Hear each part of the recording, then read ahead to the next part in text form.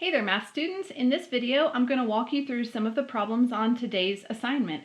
We're going to go over problems 1, 2, 4, and 8. So you feel free to fast forward and rewind, whatever is helpful for you. Let's start with number 1. It says, evaluate each expression using the values given. Okay, what does that mean? If that's confusing, don't worry about it. I'm just going to walk you through it. So the expression is 8k minus 2. This whole thing is what we're evaluating. And in order to evaluate it, we're going to substitute 5 for k. So that means everywhere we see a k, like right here, we're going to put a 5 instead. Now, I could write 5 minus 2. So I just took out my k and put in my 5, but now it looks like that's the number 85. So let's not do it like that. What is the 8 doing to the k? It's multiplying, right? So let's make sure we multiply our 8 and our 5. And so I'm just going to write a little dot right there. Now you could also write it as this, if you would like to. Both of those mean exactly the same thing, right? And now we're just going to do the math. You have to remember your order of operations. So like in the video that you watched earlier today, PEMDAS is parentheses, exponents, then multiply or divide, and then add or subtract. So first of all, in the parentheses, well, there's nothing inside the parentheses to do. I know there's a 5 in there, but there's nothing inside it to do because there's just a 5. If it was like 5 plus 2, then we would do that first. But since it's just a 5, we're going to leave it there. Are there any exponents? Those little numbers? Nope. Multiply and divide. Yeah, there's some multiplication.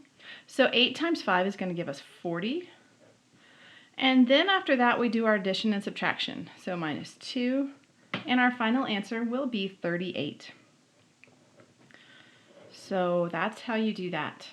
Let's look at number 2.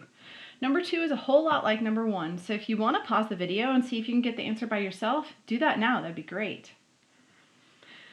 So we have negative 10 plus 9p, where p is equal to negative 2. So we're going to take that negative 2 and we're going to plug it in wherever you find a p.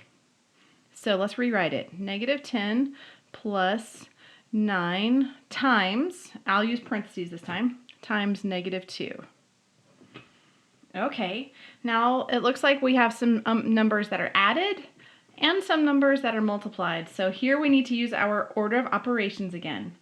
We know that multiplication and division come before addition and subtraction. So let's make sure we do that first.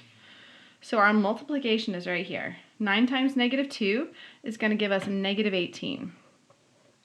So bringing down the negative 10, we have negative 10, and you could say negative 10 plus negative 18. Or you can just say negative 10 minus 18. They mean exactly the same thing, so whatever makes sense to you is what you should do. After you have this, you solve. Negative 10 minus 18, they have the same signs, so same signs add and keep.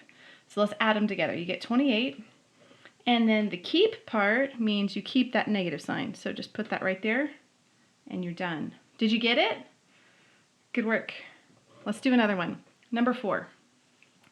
Okay, this one, I would like to show you 2 ways to do this one, okay? So, if you want to pause it and try it on your own, now's a good time to do that. We're going to do 6 times 2x minus 3, where x is equal to 1. So we're going to take that 1, and we're going to plug it in wherever we see an x, which in this case is right there. So, you kind of have a choice. Do you want to plug in first, or do you want to distribute first? Let's plug in first. So 6 times 2 times 1 minus 3. Okay, so let's just simplify inside these parentheses. Again, your order of operations says do what's inside the parentheses first. Okay, 6 times 2 times 1 is 2, and then minus 3. Notice I did the multiplication before the subtraction, again because of order of operations. Okay, can this be simplified more?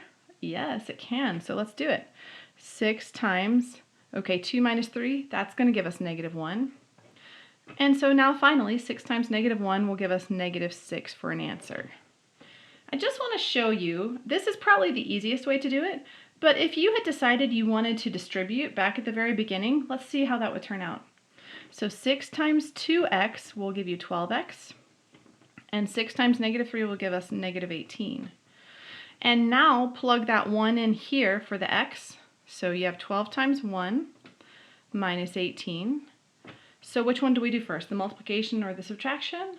Multiplication, good. 12 times 1 gives us 12. Subtract that 18, and that is going to give us -6.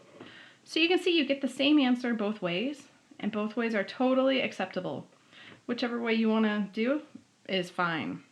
Let's go on to number 8. All right, p plus m minus m over 3, where m equals 9 and p equals -2. Okay, we've got 2 variables this time, so twice the fun. Let's do this. So first of all, m equals 9. So you want to put the 9 wherever you see an m. So 9 is going to go here, and it's going to go here. P equals -2, so the -2 is going to go wherever you see a p. Right there. Okay, I think we need to rewrite this.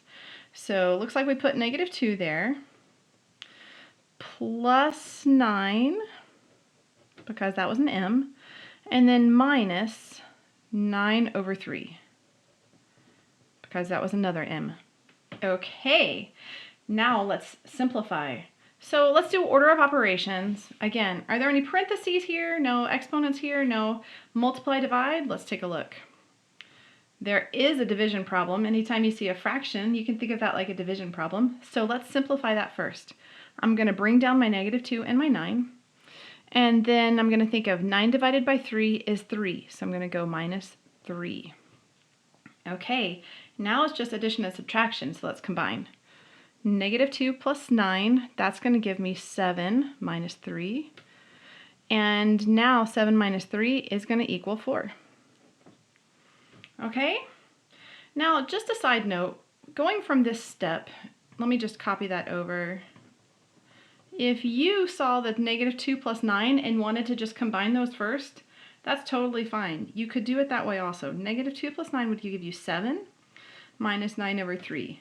Now from this step, just make sure you don't try to add that together to the 7 until you go ahead and divide. So make sure that turns into a 3, and then 7 minus 3 equals 4. So there's multiple ways to do all of these. If you're getting the right answer, chances are you did it right, even if it's a little bit different than what I showed you. If you have questions, please just send me a message, and I'll see you guys later. Bye!